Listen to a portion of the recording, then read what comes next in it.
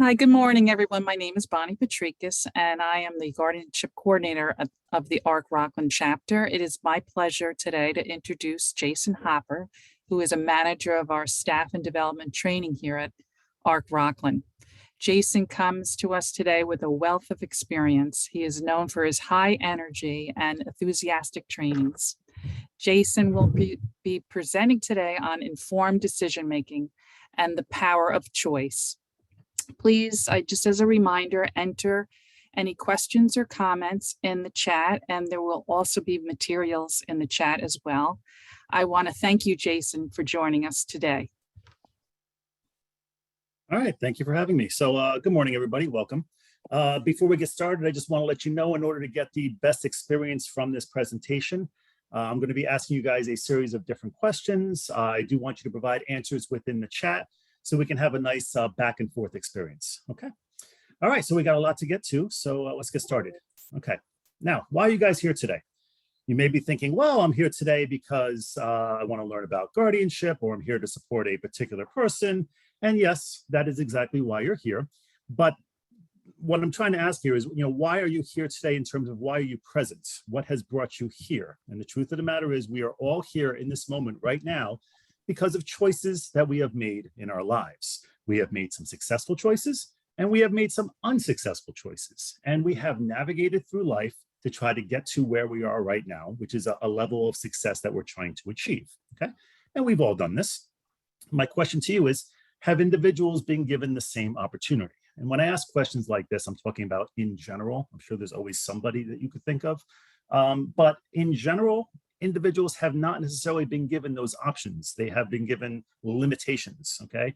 You're going to do this, you're going to do that. Here's what's available for you and you and you based on this particular category. And that's not a true life experience. That's not a rewarding life experience. It's limiting people to only certain options and not letting them grow and develop into other options. I'm a lot different than I was when I was 20 years old. I could not even imagine I'd be in the position that I'm in right now. I've learned and grown. We all have. Individuals should be allowed to do that as well. So that's why we're here, to talk about how to give individuals a rewarding life experience. So by the end of this workshop, I hope you're going to understand at least what informed decision making is, what it's not, why having choice is important to the people that you provide supports to, what is your role in all of this, and how to support people to make their own informed decisions. All right. There was a woman named Bronnie Ware. She wrote a book called The Top 5 Regrets of the Dying. She was a palliative care nurse. When she wrote this book, she wrote about her experiences working with patients in hospice care, and she detailed the top 5 regrets of people that were about to die. So she interviewed 500 people that she was working with, and right before they passed on, she asked them that one question: do you have any regrets? And she took all of their answers and put them into this book, but she created a top 5 list. My question for you, and I want some answers in the chat, is what is the number 1 regret for people that were about to die? I'm assuming you haven't read the book. If you have, then you would probably know, but what is the number 1 regret for people about to die? I'm gonna give you guys a minute. You can put some answers in the chat, and then I'll tell you what it is.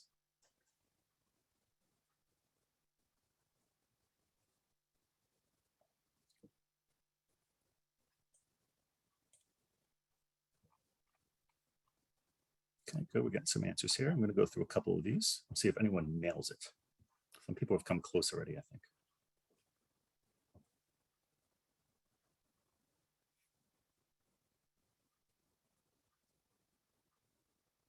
All right, so we have some here. Not spending enough time with family. That was actually number 2. Not enough time with family. See a lot of the family. That they didn't follow their dreams. I think that was number 3, actually. Not taking chances, close. Work too much is number 2 because they're not spending time with family. Not enjoying retirement years with loved ones, still family. Not taking chances, close. Not spending enough time asking for what they want. Not telling, yeah, okay, so let's see. They didn't have enough time to fulfill a dream. That's pretty close, okay? The number 1 answer for people who are about to die, what their top regret was: I wish I had the courage to live a life true to myself, not the life that others expected of me. The number 1 answer of people about to die was, I never lived, which is incredibly sad. Okay, they did not live the life that they wanted to live. Do you think individuals feel this way? I guarantee you a lot of them do. Okay. And we don't, it's a pretty sad thing to think that somebody's going to pass away and go, I wish I could have done more. I wish I could have done something different, been my true self, that type of thing.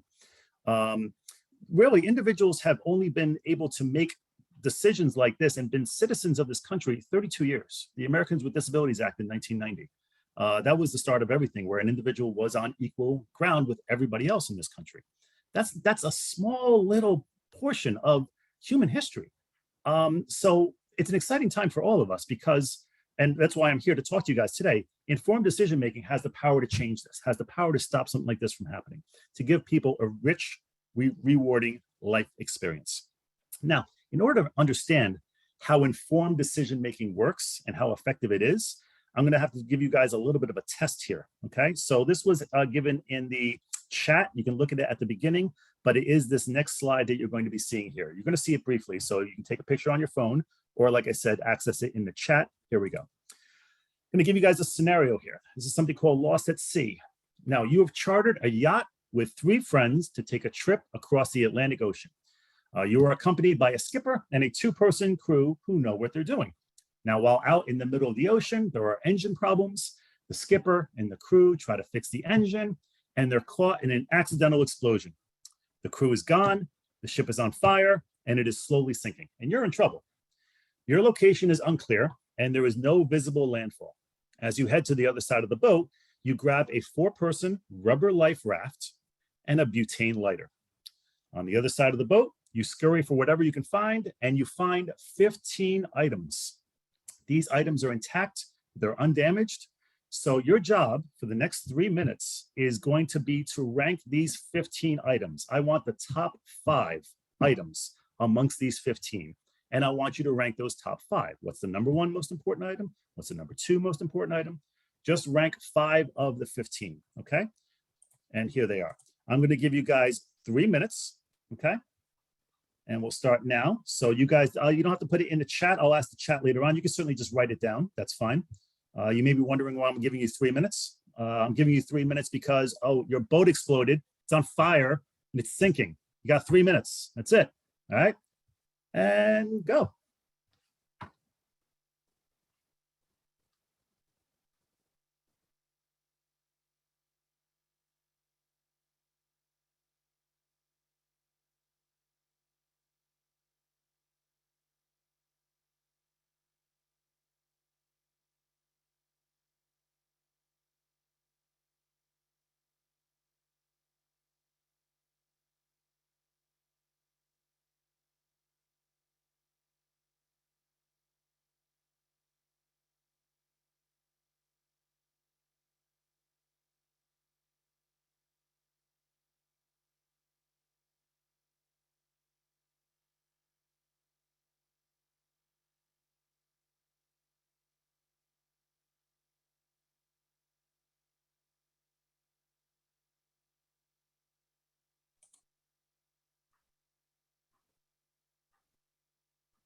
All right, guys, 2 more minutes. 2 more minutes.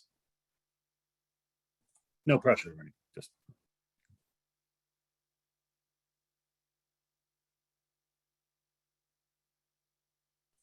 I see some people putting answers in the chat. You don't have to put answers in the chat just yet. I'm going to ask you to put answers in the chat in a little bit, though. But if you want to write those answers down for now and then throw it into the chat, because I'm going to ask you what the number 1 is, what the number 2 is. Okay.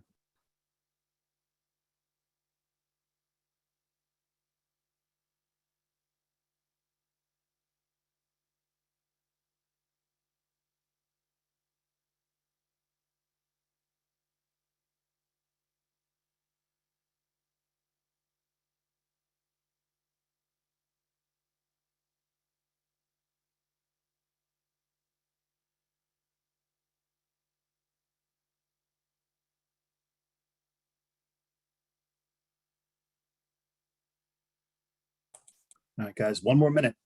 I'm timing you. That's right. 1 more minute.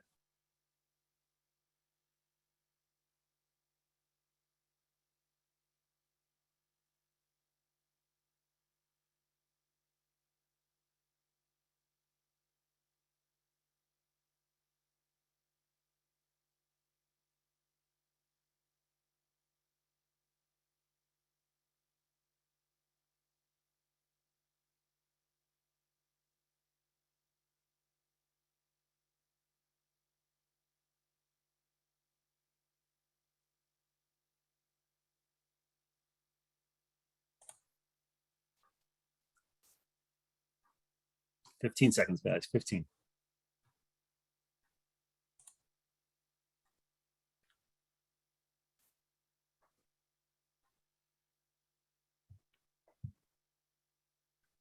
And time. Okay, so this is what we have. We have the 15 items, right? Okay, so I'm going to ask you now in the chat. I know some people threw some answers in here. I want you guys to give me the number one most important item on this list. I'll give you guys about 30 seconds. Just type in the number one most important item. Okay, we got water, water, floats, I'm not sure what float is, fishing pole, maps, water, everyone loves it, water, plastic, no plastic, water, shaving mirror, plastic sheeting, fishing pole, water.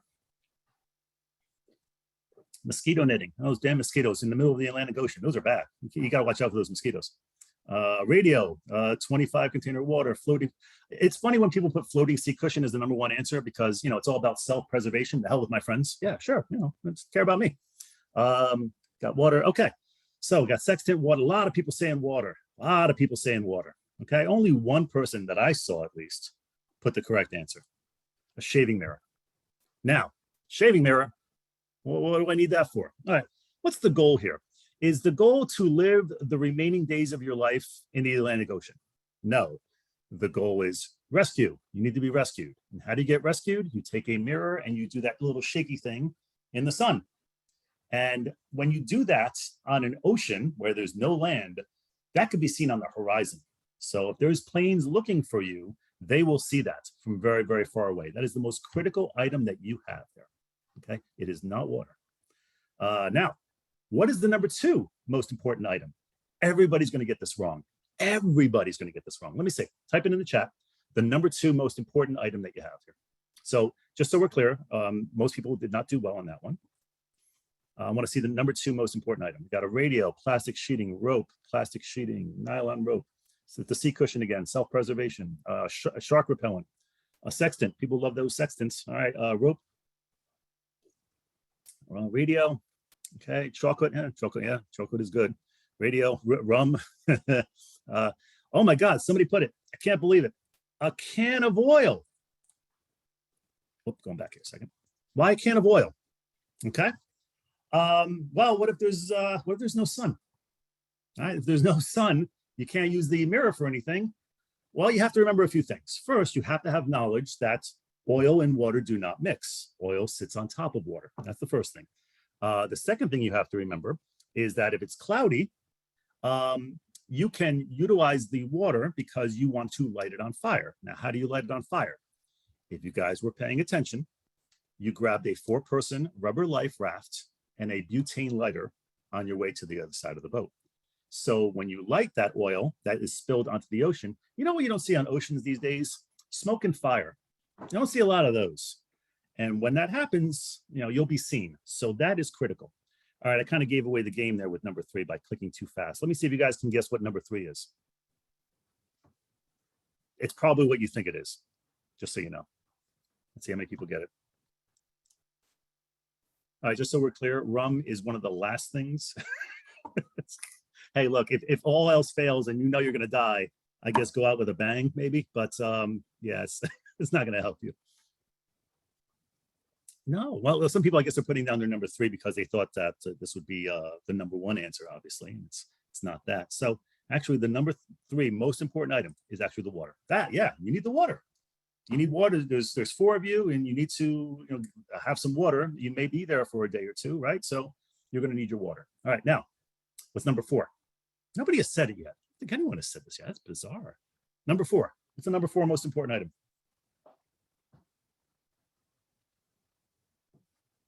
And it helps to understand linguistics. There we go. There we go. Okay, we got some people. Okay. In order to understand number 4, you need to know what the word rations is. Okay, not everyone knows what rations are. Rations are food. Yes, food. You need food. Okay. Number 5, nobody's going to get number 5, although some people I will say have said this already, and I'm curious as to why they said it. But yes, a 20 square feet of opaque plastic sheeting. Most people don't get this in the top 5, at least. because they don't think, well, what am I going to do with this? Well, there's two things. First of all, you can shelter yourself from the sun if the sun is very, very hot, to reduce burning, things like that, and dehydration. But also, if it rains, you can take that plastic sheeting and make a funnel, and you can take the water and pour it into the container so you'll have more water. Okay, so based on what I've seen, I think maybe one or two of you would have survived. Okay, now some of you may be looking at this and going, I really don't know what a sextant is. It must be the number one answer. It's actually the last answer. Okay, sextant is an instrument for determining the angle between the horizon and a celestial body, such as the sun, the moon, or a star, used in celestial navigation. It's useless. It's absolutely useless. You might as well take this and you might as well throw it in the ocean. It is useless. Or better yet, take it and throw it at the person who thought this trip was a good idea in the first place, because now you're in trouble. All right. Now, how did you make your decision? All right. Here's some lessons that we're going to talk about. Well, first, I know how you made your decisions. Most of you never found yourself in this type of situation. And by the way, that ranking was from the Coast Guard. They're the ones who determine, what's the number one item, number two item, and they know a thing or two about survival in the ocean, right? So since most of you have never been in this situation before, you have to think about, well, how did you make your choices? You made it based on other histories, things that you did not encounter in your past. Of course, I need food and water, and that was the number one answer for a lot of people, water. But actually, rescue is the number one answer. And you may not have even thought of that, or even thought, well, what am I going to do with a mirror? I'm going to look at myself? It's just ridiculous. No, it serves other purposes. If you did not know what to do, or you were not sure, there's a real good chance that you asked somebody next to you for help. If you guys are together in a room, you looked around and said, what do you think? What do you think? What do you think? We do this all the time. Okay, when we decide what to do and how to navigate our lives, we're always constantly doing this. We're out asking other people for advice on what they would do and what's the best course of action. It's something that we do every single day or on a regular basis. The interesting thing is, when a person with a disability tries to do this, when they try to ask for help because they're unsure of something, we tend to look at this person like, oh, they're asking for help because they're disabled. No, they're not asking for help because they're disabled. They're asking for help because they've never been placed in this situation before, just like us. And we're trying to navigate through life, and so are they. Okay. So there are 5 steps that are in the decision-making process. And we all do this, and we do this pretty quickly because we're experts on this, right? But sometimes these things need to be broken down for individuals, and it can be complex. It's not necessarily easy. Some people think, well, this is an easy fix. No, not necessarily. It really depends on what situation you find yourself in. So the 5 steps are the following. You need to first define the problem. You need to gather information and resources, list some options and choices based on that information. Consider what those outcomes could be, and then you're going to make a decision and reflect on whether or not it was a successful decision or if it didn't work out for you, okay? So the first thing we're going to do is we're going to define the problem. I'm going to give you guys a problem that a lot of us are familiar with or have had a situation like this. We've encountered this situation before. The dreaded check engine light, okay? Now, when the check engine light comes on, there's usually 2 responses that I've seen. The first response is, oh God, this is ridiculous. I don't have time for this. This is one more thing I have to add to the pile. All right, I got to get it fixed. Let me think. I'll take it. I got an oil change I have to do in a few weeks. I'm going to take it then, and then I'll worry about it and get it corrected and fine. And that's usually one response that I've seen. The other response that I've seen is, oh my God, my car's about to explode. I got 5 minutes. All right, so it really depends on your history, and if you've never been exposed to this before, it could be shocking. Oh my God, the engine, you start to panic, right? So, but here's the problem. The check engine light has come on, and now you need to solve this particular problem. So what you need to do next is you need to gather information and resources. We think about this pretty quickly, but this is how it's broken down. First, do you have any personal knowledge? Do you know how to fix cars? Do you know anything about cars? Can you repair this yourself in some sort of way? If not, do you have friends or family who can help you with this particular issue? And if you don't have that, well, where is the nearest shop that normally services your car? Is it close by? Can you take it there? Where is it in proximity to what is going on in your life right now? Where's your location, right? A question a lot of people don't think of is it under warranty? Because you can't just take it anywhere. You got to take it to the dealership that you bought the car at, or you will void the warranty. You can't forget that step. That's an important step, right? And then, has this happened to you before?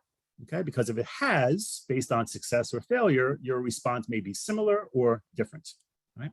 Now, you need to list options and choices. All right. So based on that, first, you can fix it immediately, which sounds great, but do you have the money for that? Okay. Because it could be, simple, I got to reset there was a glitch, then suddenly the light came on and it shouldn't have come on. That's a quick fix. Or, oh no, you need a new engine. And now you got a serious issue here. And that could be a lot of money. Can you afford to fix it now? Or if you're not, you're going to put it on a credit card. Which credit card? You can't put it on the credit card that you maxed out on. This credit card has this interest rate. This credit card has this interest rate. It gets complicated. It really can. Okay. And then you can say, okay, well, I can't fix it right now. I'll fix it later on this week or this weekend, or I'll fix it in a few weeks or months from now, or I'm just going to ignore it. And we all know people who do this. They just ignore it. Don't worry about it. Okay. Well, that's a choice. That's a choice they made. Is it a correct choice? It really depends on what their outcome is. Okay. So you got to consider the outcomes. What could be the possible outcomes? Well, your outcome could be this. You're fine. Everything's going on smoothly, right? Or your outcome could be this. Now, nobody wants this, right? So you have to decide, well, should I fix it sooner rather than later? I don't want to be that guy, right? So again, those are the two outcomes you have to weigh. And then you finally make a decision. Okay, you make that decision and then you reflect on whether it succeeds or fails. Now, based on this experience and also previous experiences, what would be your decision going forward? Would you make the same decision? That shouldn't happen. That's called insanity. If it's you constantly making the same wrong decisions over and over and over again, that's a problem. What are you doing right now? Singing? No, you're emailing Chris Schock for her thing. Go. So this Pretty isn't dry me. I for don't a know white if anyone can guy. meet this person. Got that? Okay, very good. All right. And then from that, what would be your decision going forward? Okay. All right. So we all use informed decision making, right? Well, why do we need a training on it? Because people with disabilities have historically and systematically been denied the right to make decisions, to take risks, and experience life in the way that those without the label of disability have. And it's not as easy as it sounds. We've mastered it because we've lived lives. But individuals who have not been given the opportunities that we've been given have not lived those lives and have not encountered these opportunities. And they're brand new to this. Mistakes that we made when we were younger, they're making now when they're older. Okay. And the problem with this is when they make those mistakes when they're older, we say, oh, they made that mistake because they're disabled. No, they made that mistake because they didn't make this mistake earlier in life. We all made mistakes. You know you did. I did too. And we learn from those. They need to be given the same opportunity. Okay. A psychologist in the mid 20th century named Maslow created something called the hierarchy of needs. And what he said was, everybody wants to get to the level of self-actualization, which is your best ideal self, who you desire to be in life. Okay. But in order to get there, you need to satisfy certain tiers. The first two tiers are physical stuff, and then the other three are spiritual stuff. But first, you need to have basic survival things: air, water, food, shelter, clothing, that type of stuff. That has to be satisfied. And you may be thinking, of course, but there's people who are homeless right now, people who used to be back in institutions in the early 20th centuries. They didn't have all of these things, unfortunately. Of course, they couldn't grow and develop in any sort of way because you have to satisfy that need first. If you satisfy that need first, okay, you're great, you got your food and your water. But now how do you get more food and water? You need employment, gainful employment. You need resources, money to get the things that you need. You need not just shelter, you need secure shelter. You need good health, all of those things. If that's satisfied, then you get into the spiritual stuff, love and belonging. Not just necessarily an intimate partner, but are you part of a family, a group, a community, whatever it is? Do you belong to something? Do you feel you have a part to contribute in some sort of way to your surroundings? Okay. And if you do, then you can move up to esteem. You start feeling good about yourself. You feel, okay, in this community or in this group, I have a purpose. I have meaning. I can do things. And then you develop and do those things. And when you do those things and there's pride associated with doing those things, you can reach the level of self-actualization, which is your ideal self, the best version of you that there can possibly be. Now, individuals. Do most individuals reach the level of self-actualization? The answer is no. No, they don't. Okay. Now, you may think, oh, that's unfortunate, but actually, there's a lot of people that you know who do not reach the level of self-actualization. In fact, most people don't. Do you know somebody who is absolutely miserable at their job? Do you know somebody who's going through a breakup or a messy divorce? They're not there. They're not. Okay. And then there are some people who are able to self-actualize their ideal self, and then suddenly there's a health scare, and now they're 3 tiers down. Suddenly they're worried about their health all the time, things like that. So you can fluctuate. Okay, but ultimately, if we do informed decision making and we give individuals the power to direct their own lives, they can reach that level. And I'm going to give you an example of 3 people who have been able to reach this level. This is Haley Moss. Haley Moss is a woman who lives in Florida. And at the age of 3, she was diagnosed with autism. Her doctors sat her parents down when she was 3, and they said, your daughter is going to be lucky to make a friend, to get a driver's license, and to hold a job. Okay. Her parents ignored the doctor's directives, and she went on to learn and grow, and she became a lawyer in the state of Florida, currently making more money than the doctor who diagnosed her. This one's my favorite. This is Garrett Holliv. Okay, Garrett Holliv has Down syndrome, and he was well aware when he was younger that he had Down syndrome and what that meant to be disabled, and it bothered him. It bothered him greatly. He wanted to be seen as more than just a disabled person. He wanted to be seen as a man. And he was listless, didn't know what to do with his life. And then one day his dad took him to try out MMA, to see what it's like. Garrett walked out and said, Dad, this is what I want to do. I want to be a fighter. I need to be a fighter. And his dad said, oh, okay. And he started him on a path to become an MMA fighter, which has never happened before. He wanted to have a sanctioned fight. And he was able to get a fight. His opponent was somebody with cerebral palsy who also felt the same way. I wanted to prove my manhood, right? So in the state of Florida, they tried to have a fight and they were shut down. They were shut down minutes before the fight. The state of Florida shut them down. They were concerned about health reasons. But what they were ultimately doing was violating the Americans with Disabilities Act. Now, of course, they sued the state of Florida. Eventually, Florida dropped the case and allowed for a sanctioned fight. But before all that happened, he went to another state. He fought this gentleman and he won. And he became the first MMA fighter with Down syndrome to win an MMA sanctioned fight. He got an official belt and everything as an adaptive athlete. Wonderful story, okay? And then there's Cody Lee. You may have heard of Cody Lee. Cody Lee was on America's Got Talent, I think in 2019. He has autism. He's also visually impaired. And he has something called audio photographic memory. He can hear music and immediately recreate it on a piano, which is something that very, very few people in existence can do. And he's incredibly talented. He went on to win first place for America's Got Talent. And he actually released a song back in August called Miracle. I don't receive any cut of this money, but it's a great song, actually. I checked it out. It's really beautiful. He sings incredibly well. And he deserved to win. But these are people who were told at some point, you're disabled, you can't. And they proved otherwise. And that's great. That's what we want more individuals to do. Currently, according to the last thing that I read, there's only 15 people in the state of New York who have disabilities and work. 15%, not 15 people, 15%. 15% of people in the state of New York work who have disabilities. Why? Why do 85% sit around? Now, maybe all of them can't work, but that number could easily be 75%. Why is it 15? It shouldn't be, okay? All right, so the way that the Centers for Medicare and Medicaid Services defined home and community-based settings changed in 2015.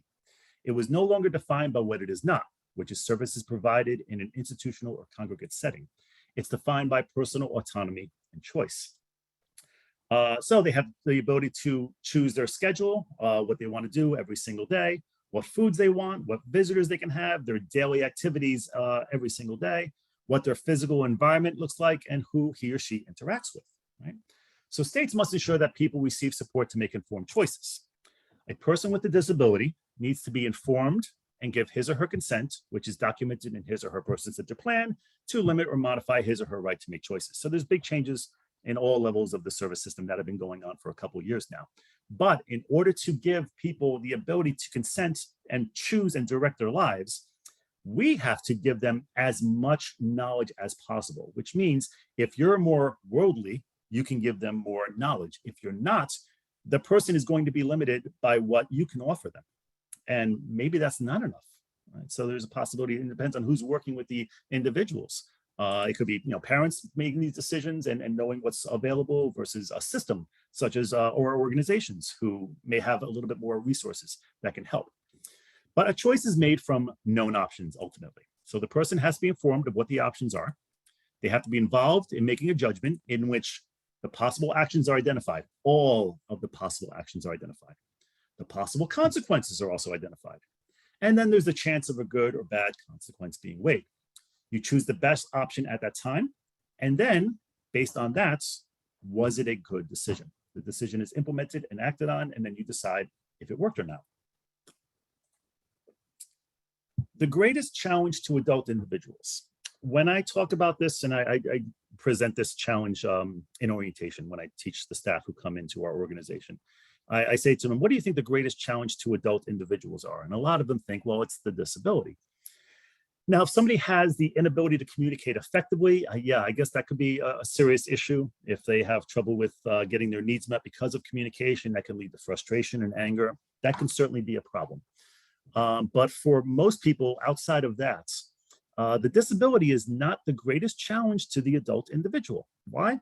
Most individuals who have a disability have been living with the disability all their lives, or most of their lives, and they've learned to adapt to get their needs met. They have learned to grow despite having that type of disability. They've learned to figure out and navigate through life, okay? It's always funny when people say things like suffers. This person suffers from cerebral palsy. A person with cerebral palsy doesn't suffer from cerebral palsy. They just have it. It's who they are. And they just have to learn and grow and adapt in a world that may not be as accommodating, but we're making strides, and big strides actually, to make those accommodations, right?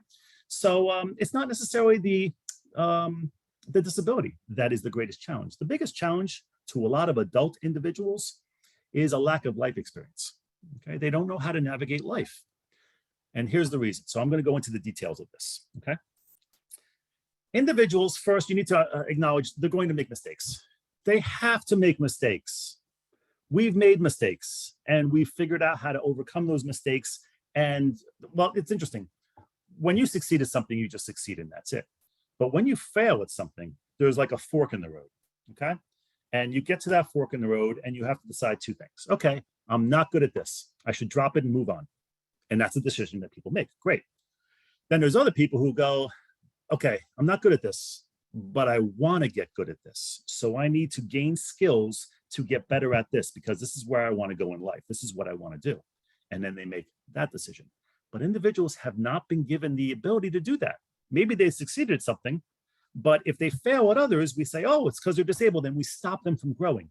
That should never, ever happen. Individuals are going to make mistakes, and it is necessary for them to make mistakes. Why? It's part of learning and growing. It's critical. Unfortunately, many individuals have not been allowed to make mistakes, and here's why. Parents, and I know you mean well, you tend to shelter the child and not let them make wrong or poor choices. While this helps a child to avoid a bad decision, it has zero educational value. So the result is a child who grows to become an adult and has no idea on how to make an informed choice in directing their lives.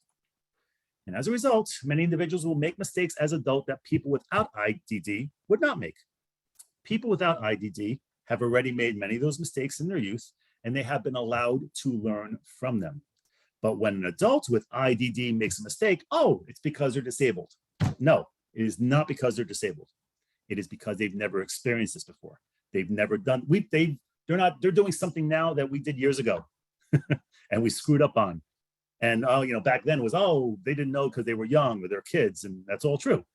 But just because they're an adult, well, they don't have that experience that you and I have, and now suddenly they're struggling, okay? But that doesn't mean they can't learn. To start the learning process, you must help an individual to make an informed choice. It sounds easy, but it's really complicated. And I tell our staff in orientation, sometimes it's one of the hardest things you can do is actually give an individual an informed choice, because you have to be worldly. You have to think outside the box and come up with decisions, okay? And if an individual makes a choice that has a low chance of success, well, that individual's decision must be respected. Just going back for a second to informed choice, thinking outside the box, if an individual says to you, I want to be an astronaut, okay. Are they going to be an astronaut? There is a very small chance that they're going to be an astronaut. Probably about the same chance that I'm going to be an astronaut and you're going to be an astronaut. It's not a big field. All right. So the question you want to ask is, okay, well, why? Not no, you want to say why. Why do you want to be an astronaut? If an individual says something to the effect of, well, I always wanted to know what it's like to, float around in space. It looks cool to float around in space. You got to think outside of the box, right? There's an experience that you can offer them on Earth that feels like floating. But again, you got to be worldly. And in case you're wondering, and I know some of you probably have the answer to this, there's something called iFly. I don't know if you've ever heard of iFly. It's indoor skydiving. So now they could skydive, jump out of a plane. It's legal. They could certainly do that. I know all the parents are doing this when I say that. But there's indoor skydiving, which is much, much safer, and it gives that same feeling. So you can satisfy that need. But you can only satisfy that need if you know what is around you. So yeah, the more worldly you are, the better chance you have of helping this particular individual. Most importantly, the individual, when they make a mistake, they made it because of a lack of experience in that particular life skill, not because they're disabled and incapable of independent choice. It's not true. Okay. There is a problem, though, that you might encounter with a person who has something called learned helplessness. This is a speed bump. This is a hill you have to overcome because no learning can occur when this is happening. So learned helplessness is a condition in which a person suffers from a sense of powerlessness. It arises from directly or indirectly being told they cannot accomplish a task. It's thought to be one of the underlying causes of depression. So the example I like to give is you have an individual who just moved into a group home and you want to show them how to make their bed. Okay. Now, they're able to ambulate, they're able to have dexterity, no issues. They should be able to make a bed. You tell the individual, hey, I'm going to show you how to make a bed. Okay. And they'll look at you and they'll say, I can't do it. And you'll say, but I know you can do it. I'm going to show you. We'll do a hand over hand technique. I'm going to show you exactly how this works, how to make a bed. And the individual will look and say, no, I can't do it. That is learned helplessness. And it's frankly irrational. But what the individual believes is that they cannot do it because either somebody directly told them or indirectly told them, you can't do this, I'll do it for you. And if you're told that over and over and over again for many, many years, you start to believe it. And then you just truly believe you can't do it. No learning and growing can take place if this is present. So it has to be overcome, and it can be difficult to be overcome. This can be one of the hardest things that people learn is how to learn. It involves a lot of praise, it involves a lot of patience, and it involves tact. Tact is very important. Going back to the bed position, what you might want to do is if an individual truly thinks they can't make a bed, one day you would just walk in and say, do me a favor, here's your pillow, put it on your bed. That's it, just say that, put it on your bed. There's a good chance the individual will put the pillow on their bed right where their head lays. And then you need to say, oh my God, look at that's one of the steps to making a bed. That's exactly what look at what you did. That's easy, right? Look how easy that was. Okay, great.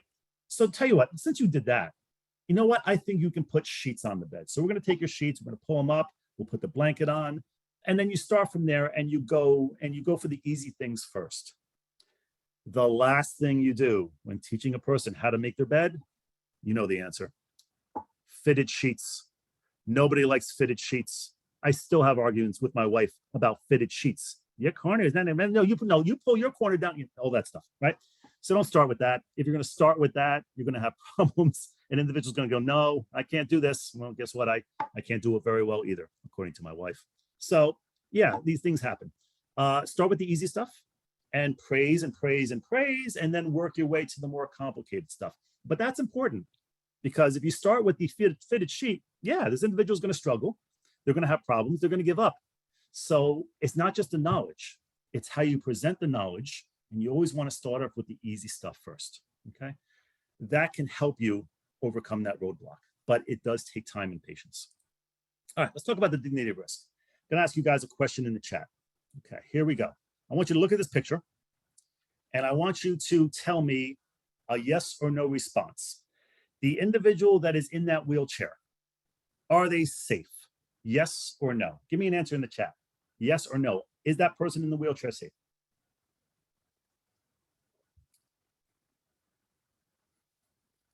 A lot of no's. Somebody said hard no. Wow. A lot of no's. I see a lot more no's than I see yeses. I see a couple yeses, but yeah. No. The answer is yes. Yes, that person is safe. They're very safe. I mean, they're not falling, they're not tripping. If something hits them on the head, they got a helmet on, surrounded by pillows. They're very, very safe. I think people tend to misunderstand the question. They think, okay, well, no, they're not safe. It's not. That's the question is, are they safe? And the answer is yes. What you're thinking is that is not a good way to live. And of course, you say no to that. No, it's definitely not a good way to live. We don't walk around with helmets. Can we have concussions? Can we have things hit us in the head?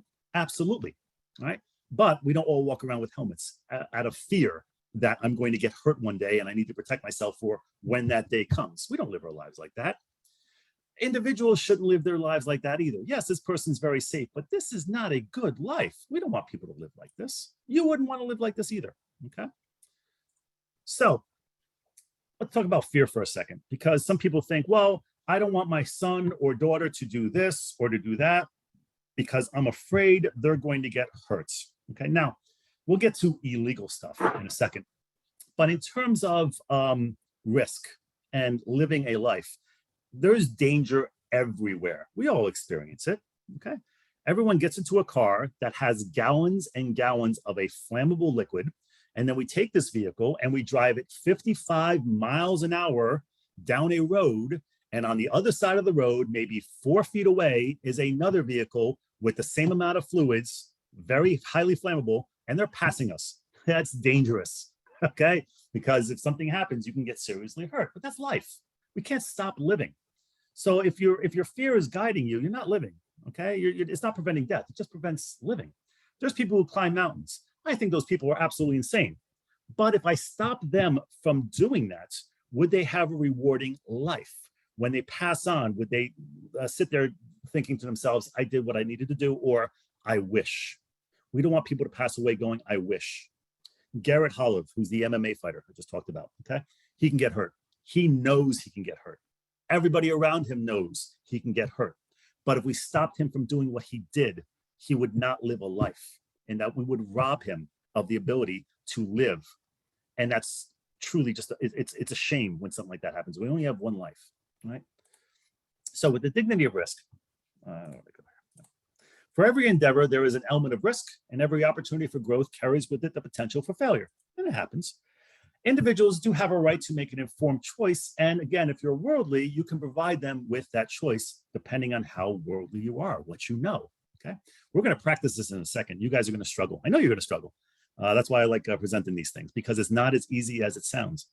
But they have the right to experience life and take advantages of opportunities for learning, developing competence and independence, and in doing so, to take a calculated risk. All right, we're gonna practice this now. Ready? You guys in the chat, this is what I'm gonna have you do. First, pay attention to this story. I'm gonna leave it up here for a little bit so you guys can read it, and I'm gonna read it along with you. Okay, this is Jamal. Jamal recently got a job and is making enough money to support his entertainment habits. At a meeting, he explains to his care manager that a friend occasionally asked him to borrow some money, no more than $10. Jamal has said no to his friend because he needed the money for himself. However, the act of saying no makes him feel bad. Okay. His friend did say he would pay him back if Jamal lent him money. So the question here is this: what should Jamal do? And the question you have to present to him is the pros and the cons. First, how many people out there think Jamal should lend his friend money? If you're saying no, I know why you're saying no. Because a friend swindled you out of some money at some point. It's a learning experience. We've all been there. We lend friends money and suddenly they don't pay us back. Sometimes they do, sometimes they don't. It's funny because we don't expect friends to do that, but yes, sometimes friends let us down. It does happen, okay? But you cannot tell Jamal what to do. He has to try to figure that out for himself. That is a learning experience, okay? If you tell Jamal what to do and it doesn't work for him, he's gonna be mad at you and he's gonna be upset with you because you told him a bad choice. if it didn't work out for him. Okay. And even if it does work out for him, he still hasn't learned what has happened here. Okay. So we got to explore the pros and cons. We're going to start with the pros because that's hard. In the chat, I want you guys to tell me, what are all the good things about lending a friend money? Yes, there are good things about lending a friend money. In fact, there are 3 answers that I know of. So let's see if you guys can come up with those answers. Throw it in the chat. Let's see what we got here. Give you guys a minute. Yes, makes them feel good. If you're paying attention to the story, you'll know that's exactly where we were going with this. Yes, it makes him feel good. So we'll present that in a second. Let's see what else we got here. Okay, trust. Oh yeah, there's a number 2. I see a number 2 in there. Very nice. Okay, helping. Yes. All right. So at least all 3 are represented in the chat. That's very good. That's very good. Okay. Yeah, well, somebody put normalcy. That's pretty good one too, actually. All right. So here we go. Yes. So at least we got the 3 in there. So good. Some of you put all 3. So the pros. Number 1, lending money to a friend makes Jamal feel good. Remember, he feels bad not helping a friend. We've all helped friends. It makes us feel good to help friends. It increases our self-esteem, which is one of the tiers on Maslow's hierarchy of needs, right? We want to feel good, right? So that's number 1. Number 2, it strengthens the trust between friends. I have friends in my life that I would take a bullet for, okay? And I have friends in my life who I wouldn't let them watch my kid, you know, those friends, they're good friends, but that's no. So yeah, we all have those friends, right? We have good friends and then we have friends, right? But this person, if they pay you back, that's a friend you can trust. That is a good friend. And then number 3, and somebody did say this, if Jamal needs money one day, who's he going to ask? He's going to ask the trusted friend who will give him money. We do this all the time. I go out, I buy a drink for somebody, they pay for my movie ticket, whatever it is. And, we just throw money around, little money here and there. And that's part of being a friend. That's what we do. Okay. Now, so those are 3, and I'm sure there's more. Okay. What are the cons? All right, this is easy. All right, what are the cons to lending a friend money? Let me see in the chat. What are the bad things about lending a friend money? Yeah, there we go.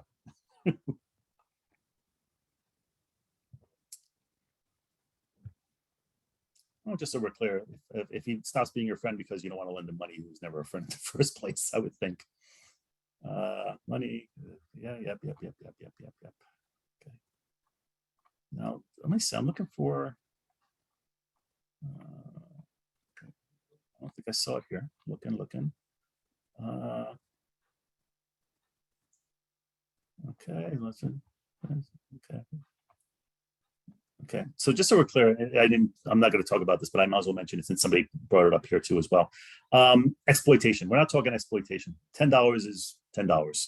If Jamal comes to you and says, somebody wants to borrow $500, you're going to say no. No, we can't allow individuals to be exploited.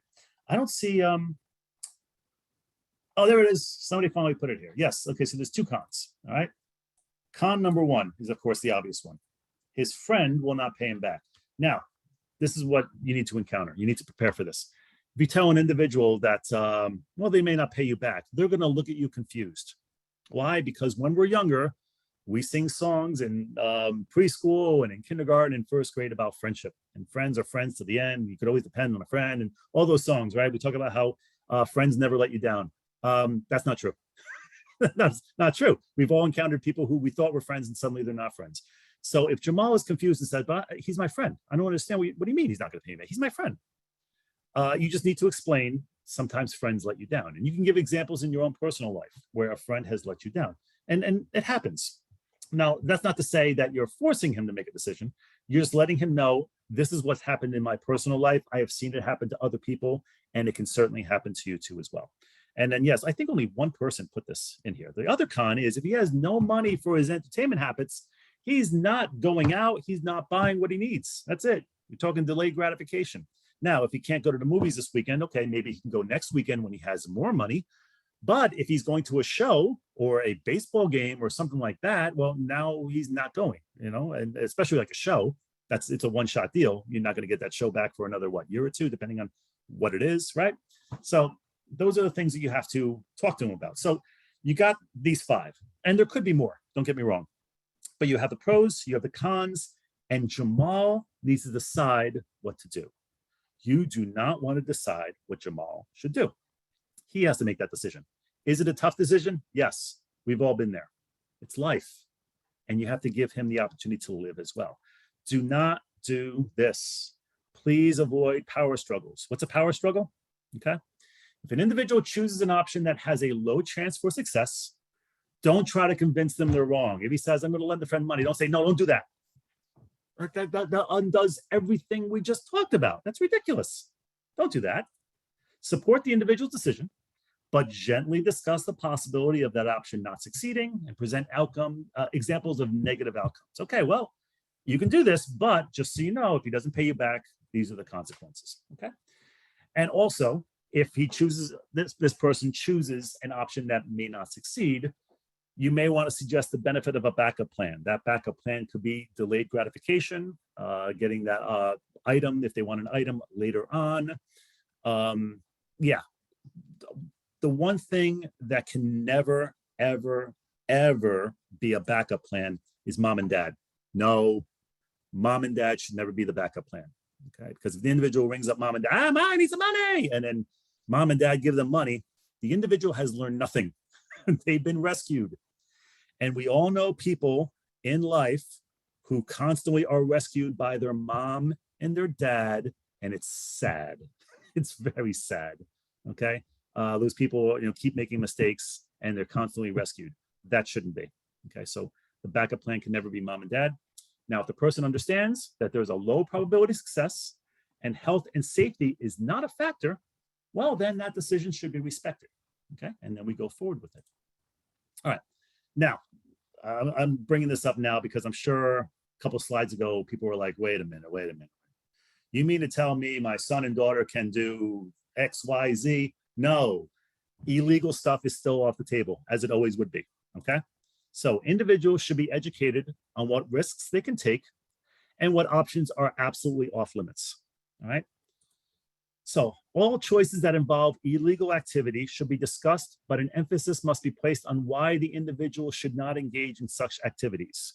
Everyone was told this when they were younger, and it never works. I told you so, or I said so, or things like that. No, nobody wants that. Nobody wants that, oh, because I said so. That's not going to work for an individual. It may also not work for the individual to just say it's illegal. What does that mean? Maybe they don't understand what illegal means. Okay, so you need to explain why it's illegal and also what it can do to them.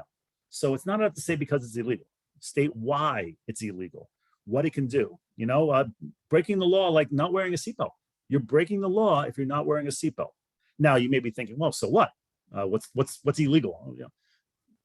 If you get into a car accident, you could die. Okay, you can go flying and you can get seriously injured. That is what you want to say to an individual. Okay. It's illegal because this is what can happen to your body. And the same thing with like drugs and alcohol and things like that. Now, alcohol is actually legal, but if they want to drink and it can affect their medication, that's what we have to talk about. That's what we want to focus on. Don't just say because I said so or because it's illegal. Okay, you got to say why. It's very important. Individuals can understand because individuals have been hurt before. We all got hurt. We've fallen, we've hurt ourselves, banged our head, whatever it is. They've gotten hurt, they know what pain is. And so they'll say, this will cause you more pain if you do this, right? So safety is not an absence of risk, okay? There's risk in everything. Safety is matching the level of risk to your own personal well-being, right? That's what we want to achieve here. So in closing, deciding is a process. It's not just a one-time event. There's always going to be decision-making in your life. If an individual is unable to decide, that is a decision, okay? And they're going to have to live with the consequences of that indecision. It's still a decision. If you're working with a person for the first time and they have not made decisions like this on their own, you can use either or thinking, well, you have a choice here or you have a choice there. But other than first time issues, try to avoid those because there's usually more than two choices in life. You can do this or you can do that, or you can do these other things. Right? And you got to be imaginative and creative. And the more worldly you are in that, the better off you'll be and the better you'll be able to educate individuals in being. Keep in mind, all decisions have an element of risk. Everything is a risk. If you think to yourself, wow, I don't want them to go out into the world. It's a dangerous place. I'd rather them be at home. Guess what? you would not believe the number of accidents that happen at home. People falling downstairs, they fall in the shower, they cut themselves with a knife in the kitchen, they're cooking and they burn themselves. Yeah, these things happen, okay? But if an individual is able to learn and grow, and we could show them that they can learn and grow, why are we stopping them from doing things like crossing a street or cooking? Oh, they can get hit by a car. Guess what? You can get hit by a car too. And in a kitchen, you can get burned. You can cut yourself on a knife. Yeah, we've all done this, okay? If we educate people and they show and demonstrate to us that they have learned what we have taught them, why are we stopping them from growing? We should not be. They can grow. All individuals can learn and grow, every single one. It may take them longer. It may take them more tries, but people can learn and grow. And if somebody is making a decision that can have long-time consequences, please take your time, okay? Some decisions are very quick. You know, what I'm going to have for breakfast, what am I going to have for dinner, where am I going today? But other decisions are pretty big. You know, who are my friends? What job do I want? What career do I want to pursue? What do I want to do with my life? Those are huge, and you should absolutely take the time with them. Okay. Thank you all for attending. Yeah, I think I just got it within the time frame there. So if you guys have any questions, I don't know how we do this. If we're gonna do this in the chat or if they're just gonna open it up. It's up to you guys on what you want to do here. Well, first of all, we want to just thank you, Jason. This was unbelievable. This was really great presentation, and you had all of our attention, and thank you for this. This was great. Okay, thank you. Sure. I think everyone is saying that in the chat. We did put something in the chat to say, you know, if there are any comments or questions for Jason, that would be great. Yeah, I'll give you guys a couple minutes. If you can think of something, that's fine. I appreciate the thank yous. Thank you very much. I hope you got something out of it. Well, I think this is very good for guardians to understand as well, and other surrogates or family members, agencies, providers. I think that this is all relevant to what we do every day for other individuals. And if you want an individual to learn and grow, you have to educate them, and maybe they haven't done it before, but that doesn't mean they can't learn. Everyone can learn, but you have to know what the steps are in the learning process and use those effectively. And again, like I said, tact is very important. If you start with the hardest task first, like bed making, you know, they're gonna fail and they're gonna struggle with that. You got to start with the easy stuff and then work your way into the task at hand and help them. Okay. So I'm sorry, I was talking and I missed the chat. I don't think there was any questions though. If there's a question, just let me know. I can certainly grab it. yeah, I think there was a comment about supported decision-making. Supported decision-making from Nancy Sicoso. Supported decision-making teaches staff not to rescue, which I Yeah, think is great. and your organization has to be on board with that, especially your supervisor, okay? Because what can happen is, and especially parents, if they don't know what is happening with their son or daughter, and their son or daughter makes a decision that has a negative outcome, not harm to them per se, but you know, the money thing. They lent the money and now the money's gone, okay? Everyone has to be on board for this because the parent may get very upset at the staff person. Why would you let them do this? That type of thing. And the supervisor needs to be on board with this too as well, to back up the staff to say, this was a learning experience. We explained the risks involved in all of this. They made a decision and they learned from this. And hopefully they won't do this again. That being said, if they continue to make the same mistakes over and over again, and there are some people who do, they just simply can't learn from their mistakes, that's different. Usually in my experience, people who are able to hold on to money don't make those types of mistakes. But yeah, if a person is not able to show that they are learning a certain task, well, then they can't, and that's just part of who they are. But most people can, and we should not be defining people like that. We don't make that decision. We don't get to make that decision. They can prove things like that to us, but ultimately we always want to keep in mind that the individual is able to learn and grow and develop in some sort of way. We want to have that aspect first, and then maybe they'll prove us wrong, but we always want to have that approach. Okay. Here's a comment. Did you see from Mary? She's our chairperson from the New York City chapter. There are plenty of people who use learned helplessness to avoid having to do things they don't want to do. Okay, so the question is then, what is it that they don't want to do? Who loves laundry? Hey, anyone love laundry? Who loves making their bed? Can you not wait to come home tonight to make your bed? Yeah, so what you need to explore it with them is that, and you could certainly say this, but if it's a staff person who's helping an individual to make their bed, if they're making it for them, maybe it's not the way that they would like it. Okay, maybe they want it a certain way. And you could say, well, if I show you how to do this yourself, when I'm gone and not here, you can still do it for yourself. But if I make it a certain way that you like it, and then I'm gone one day, and then somebody else comes in and they're doing it the way that's different, that's weird. It's something you don't expect. It would be like, I'm married to my wife, and then suddenly I have a new wife, and she's doing things around the house, and I'm like, what are you doing? What are you doing? This is not no. It's weird.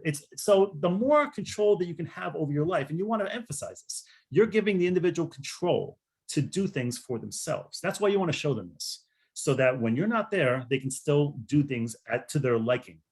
That will also decrease anxiety. Anxiety is a huge issue in our industry. It's depending on where you look, there are some reports out there where 1 out of every 2 individuals have anxiety because of the actual diagnosis. The system, though, creates anxiety. We have people coming in and out of their lives all the time. And you get used to somebody and then they're gone and now there's somebody else. It's a weird existence for a lot of individuals. But if they can control their lives and do things for themselves, they will greatly reduce their anxiety. So if an individual is able to understand that, you really want to jump on that. It's not just about making your bed. It's about control. It's about controlling your life, controlling your future, where you're going. That's the emphasis you want. Not because I said so, or I'm tired of doing it. No. But yeah, some people just, I don't know how to do it, so they don't have to do it. Yeah, you got to rephrase it in a certain way. That might help. Right. Well, I think that this is great, because I think talking about risk and learning from risk taking and trying different things, but also, the idea of having to protect from harm, has always been a big issue, I think, but also autonomy, has to win out, I think, as well. And I think that has to be considered, at least, and there has to be a balance about the personal safety and the well-being of somebody. Sure. I mean, again, illegal stuff, no, of course not. Exploitation, no, certainly. You have to step in because some people may get taken advantage of. But the little things in life, crossing a street, deciding who your friends are, deciding what to eat, and they don't necessarily eat healthy. For some reason, a lot of parents don't explain health to a lot of individuals. From what I've seen in my life, they don't talk about health. They just remove things. No, you can't have this. You can't have this. You're going to gain weight. It's bad for you. No, you don't want to necessarily do that, because how does that make the individual feel? They feel less than. They feel like they're treated like a child. Nobody wants to feel like that. And ultimately, what ends up happening is when you just keep taking things from people, they just find new and creative ways to get those things when you're not there, when you're not looking. And, so it's still causing a negative outcome for this particular person. Now, you may want to explain diabetes to a person, and maybe they won't grasp it. But guess what? There are millions of Americans right now who don't understand diabetes. It's one of those things where you feel fine until you don't. And when you don't, it's too late. It's just one of those things. So you do the best that you can, and you try to explain to them. But if anything has happened in their history that you can point to, that's exactly what you want to do. Remember that time you ate 10 cookies behind my back? Remember? Maybe you ate the 10 cookies. I told you not to have the cookies. You ate 10 of them. You got sick. Remember that? Yeah. That's why you can't eat 10 cookies. And individuals should be able, in most cases, to go, aha, yeah, I shouldn't do that again. Okay. And if they can't, then they're going to need more supports, of course. But most individuals are able to look at their history and go, yeah, that was a bad idea. I probably shouldn't do that. And you can definitely point to, now you don't want an individual to suffer in that way, but if they have, you want to talk about that. It's funny, children, you tell children not to touch something. Oh, it's hot, don't touch it. They don't know what you're talking about. When did we all learn that something was hot? Now, hopefully we didn't have our parents expose us to hot things, but you live a life and you learn. The first time you get burned, you know exactly what hot is. And we've all done it. Okay. That's how you learn. You don't want an individual to get burned. I understand that. But if you teach them cooking, there's a good chance at some point their hand is going to touch something hot and it's going to hurt. And it's happened to all of us. Okay. Nothing, hopefully, I'm not talking kitchen fires, things like that. You gotta have precautions for things like that, and you got to educate them. But if you teach an individual something that is possibly dangerous, and they show you that they understand and that they learn, we shouldn't stop somebody because they can do it. And maybe they'll get hurt. We've gotten hurt too as well. It's life. Yeah, it's part of life. There's another comment here from Mary. Staff and parents have to have the patience to let somebody do something they don't do quickly or well. And due to staff shortages, increase that happening. Yeah, again, if you could have, if you're a staff person and you can help an individual to learn at something, it's going to take time. There's always been staff rotations. It's been worse now because of everything that's happened in the last 2 years. But it's tough. It's always best when there's some sort of support in their life who can do that on a regular basis. I'm not advocating that people should, just live at home or anything like that. But if there's somebody that they can rely on who can teach them something complex that will take some time, and that person is not going to be leaving them in anytime soon, that's always best, because people learn different things and it takes time to learn. But if you're in the middle of the teaching process and then you remove yourself and then somebody else comes in, sometimes you have to start all over again, which can be frustrating for individuals. So it's always best if there's something that you can teach an individual and then they can, and that person is constant in their lives. I know it's a struggle that people have these days. But if you can make that type of connection, a support person who's there on a regular basis or who's been there. I mean, we have individuals at the Arc Rockland. There's one individual who I won't name here, but she's been with us for 27 years. And she's been working with some of the same individuals for 27 years. And I bring this question up in class where it's like, now we're paid professionals. That's what we are, okay? But how do the individuals see her? I guarantee you they see her like she's family. And that's a strong bond. So if you have somebody who has been there for a long time, and you want to identify that person as somebody who can help them because they're not going to be leaving, maybe you can jump onto something like that where this person will not be leaving for some time, as opposed to somebody who's just been there 3 months, that type of thing. Okay, so I'm going the wrong way here. What was the last question we have here? So this is, somebody said, my brother-in-law says that he did not get his soda program. I said to him, what did you have to do to get the soda? He said that he should have asked the staff. I said to him, then do that tomorrow. And he said, okay. Yeah. Yeah, it's funny. I have a relative who's the same, she does the same thing. Where it's like, why didn't you do this? Well, I didn't. Well, why not? Well, they didn't take me. Well, why didn't they take you? I don't know. And then of course we get to, well, did you ask? Oh, no. What do you mean no? Why did you not ask? And unfortunately that happens with a lot of individuals where they have the mindset of, I'm here to receive. I'll just sit here and I will receive services. They'll just present options to me. And, but that doesn't promote self-esteem in any sort of way. You really want to have individuals give back in some sort of way. You want them to contribute in some sort of way. But we're of the mindset, and this is pretty recent, we're of the mindset of, just 20 years ago, where an individual just sat around and we did things for them that we thought they would like. We're way past that. But yes, there are people who were part of that system back then who never learned and grown, and now we're trying to do that now. So we have a lot of catching up to do. But individuals, we have learned so much since even the 90s about the potential for individuals and what they can do.